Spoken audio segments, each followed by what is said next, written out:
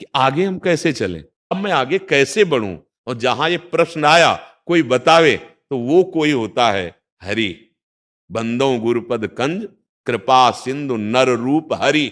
महामोहतम पुंज, जासु बचन रवि कर कर। वो गुरु के रूप में आ जाते हैं, आ जा मैं तुझे मार्ग बताता हूं। कभी भगवान नाम जप, भगवत पाठ, सेवा, जो कहे गुरु के बिना व्यर्थ होती है, बिल्कुल नहीं।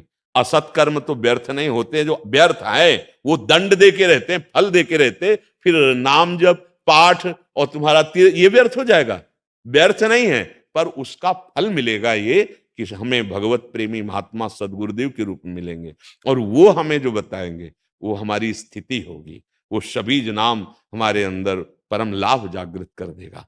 जैसे हम वृंदावन में बहुत सी जगह है जहां दर्शन करना चाहें, अब पता नहीं तो हमें गाइड करना पड़ेगा ना किसी को, चाहे वो कोई पंडा हो या कोई जानकार जो है, भाई हम आपको, तो गुरुदेव को भेंट दी जाती है श्वासों की। आज से श्वासें मैं आपके नाम करता हूं, जो आप हमें आदेश कर रहे हैं हर श्वास में वही चलाऊंगा, और अपने जीवन को आपकी आज्ञा से चलाऊंगा। इसे गुरु दक्षिणा कहते हैं।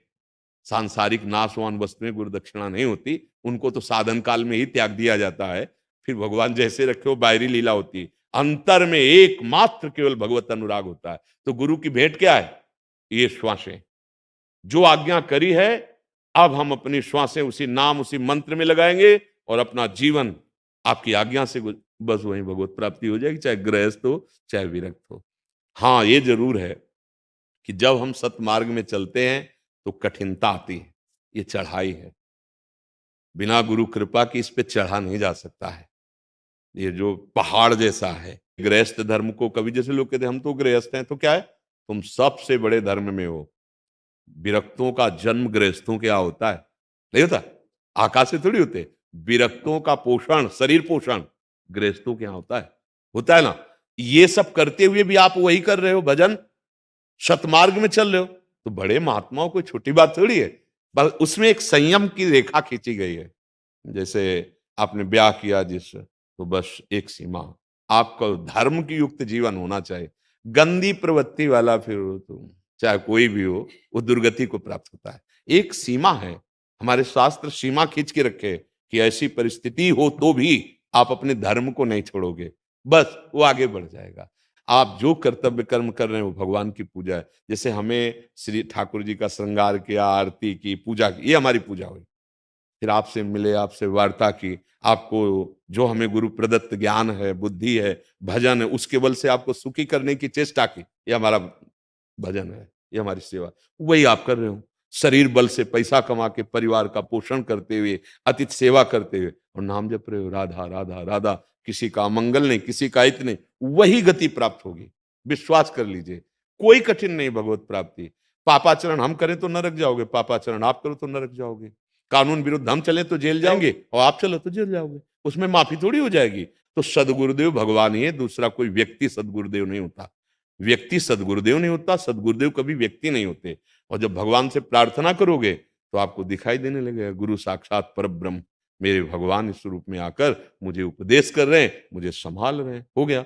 हम कहां गुरु ढूंढेंगे? पता नहीं हमारी खोज गलत हो जाए।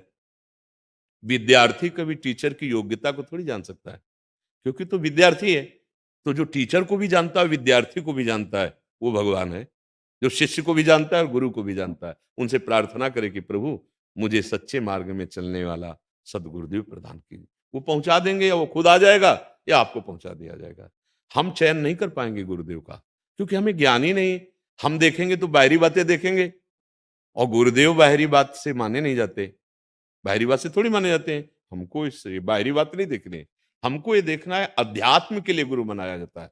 जिनके दर्शन से, जिनके संभाषण से, जिनके पास जाने से हमारे दुर्गुण दुराचार नष्ट हो रहे हैं, और हमारा सतमार्ग प्रकाशित हो रहा है, यही गुरु की पहचान है। और जब भगवान देंगे तो आपको तत्काल ये अनुभव हो जाएगा, हृदय शीतल होगा, और ये बात आएगी जिनकी मैं खोज कर रहा था वो मिल गए। अपनी खोज से पूर्णता नहीं होती, पूर्णता श्री भगवान की तरफ से होती है। वो ऐसा संयोग बैठाल देते हैं, वो ऐसे मिला देते हैं। तो सबसे पहले भगवान को गुरु माने, और साधना करे, नाम जप करे, शास्त्र स्वाध्याय करे, दूसरों की सेवा करे, अपने आप घर बैठे गुरु मिल जाएंगे। पक्का ध्यान देना हमारी बात पे।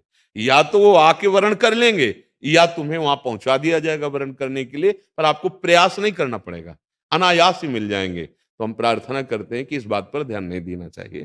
पाप कर्म नहीं बेकार होता, फिर सत्कर्म कैसे बेकार